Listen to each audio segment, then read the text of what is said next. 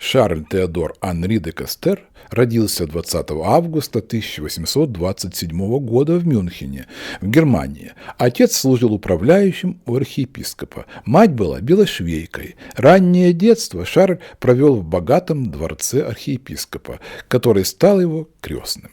Затем семья перебралась в Бельгию и обосновалась в Брюсселе. Там у Шарля родилась маленькая сестренка. Но вскоре случилось горе. Умер отец.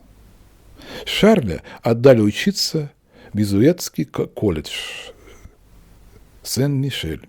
В колледже было так ужасно, что, выйдя оттуда через пару лет, де Кастер на всю оставшуюся жизнь сделался ненавистником церкви и церковников. Потом 17-летний де Кастер поступает младшим клерком в Брюссельский банк. Ох, не весело с утра и до вечера переписывать красивым почерком нудные бумаги.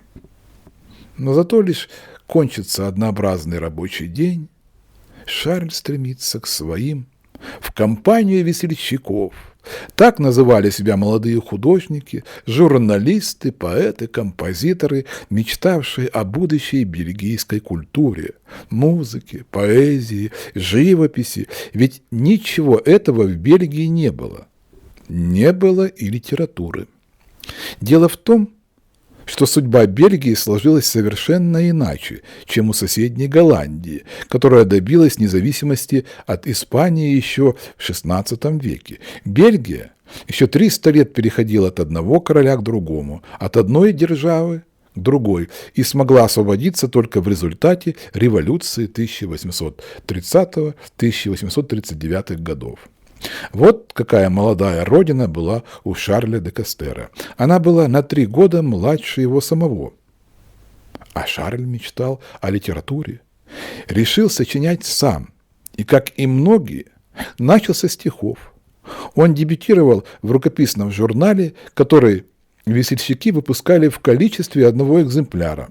Постепенно Шарль понял, что писать для него не просто приятное времяпровождение, а дело жизни, которому нужно отдавать все свои силы. Его призвание стало несовместимо со службой в банке. И Шарль подает прошение об увольнении. Он решает учиться и поступает в только что открывшийся Брюссельский университет на факультет литературы и философии. Из всего университетского курса самое большое впечатление произвели на Шарля лекции по истории революции XVI века. Походы герцога Альбы, Гёзы, глава восставших Вильгельм Оранский, по прозванию Молчаливый, и, главное, народ, крестьяне и ремесленники, как один поднявшиеся на борьбу. Это захватывало воображение. Во время учебы Шарль продолжал писать. И вот в 1857 году вышла его первая книга «Фламандские легенды». Она удивила многих. Зачем автору понадобилось пересказывать басни необразованных фламандцев? Говорившие по-французски, валлоны смотрели на них с презрением. Да еще на старинном языке XVI века. Но главное, что Шарль де Кастер нашел страну, о которой будет написана его главная книга. Это родная Фландрия.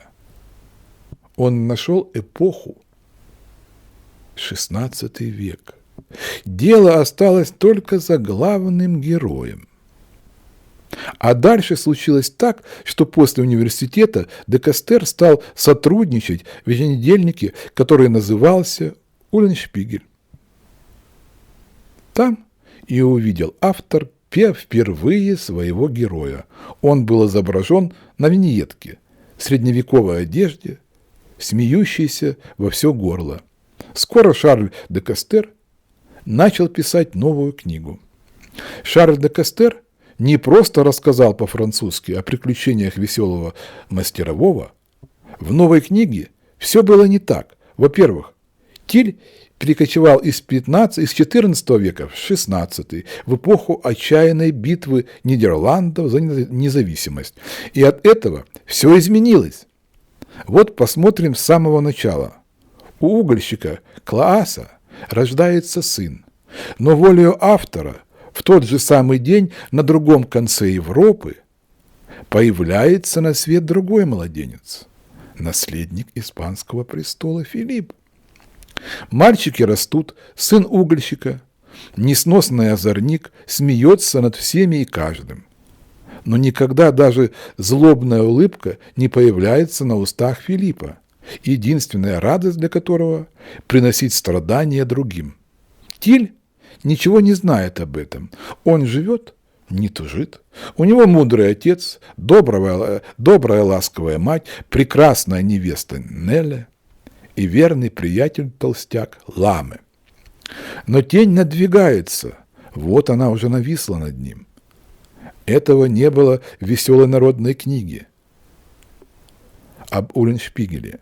Костер, на котором горит его отец Клаас, мать и сын, аккуратно собирающие пепел его сердца, смерть матери. С этого момента Уллиншпигель преображается. Отныне пепел Клааса стучит в его сердце. Чтобы бороться с несправедливостью, чтобы отомстить за смерть близких, Тиль уходит к Гёзам, становится революционером. Нет, он не утратил своего веселого нрава, как и раньше. Он мастер на любые проделки, но теперь все это во имя борьбы. Вот Уллиншпигель выманивает кругленькую сумму у глупых богомольцев, разыгрывая мнимое исцеление от горбатости. Выдумка вполне в духе прежнего Тиля. Но деньги он берет не себе, а отдает предводителю восставших Вильгельму Молчаливому. Ни на минуту не забывает Уллиншпигель о деле своей жизни. Пепел Клааса стучит в его сердце. Вслед за другом поднимается на борьбу и Ламы Гудзак. Нелли становится свирельщицей. На корабле Гёзов даже набожная жена Ламы присоединяется к восставшим. Кого мы только не встречаем на страницах книги. Здесь отважные гёзы, предатель-рыбник, короли и угольщики, горожане, купцы, хозяева пивных погребков, монахи, судьи, наемные солдаты и все они живые люди пестрой героической эпохи Нидерландской революции. Есть и реальные люди, лица, например, король Карл V или герцог Альба, и важно, что все исторические события, характеристики всех реально живших людей у де Кастера абсолютно точны. Ведь после ухода из журнала он поступил на работу в Брюссельский архив и там имел возможность познакомиться с подлинными документами той эпохи. Мы листаем страницы, проходим год за годом. От пули предателя погибает Вильгельм Аранский, умирает от болезни Филипп II, но Тиль и Нелли не стареют. Они остаются вечно молодыми. Так сын угольщика и его невеста превращаются в дух Фландрии. Они не могут умереть. Мы оставляем героев на сторожевой башне в свободной Зеландии, откуда они смотрят на родную Бельгию, оставшуюся под иноземным игом. Но они верят в ее будущее. После легенды об Уллиншпигеле Шарль де Кастер создал психологический роман о современной писателе жизни «Свадебное путешествие» в 1872 году. В этом романе он раскритиковал фальшь буржуазной семьи.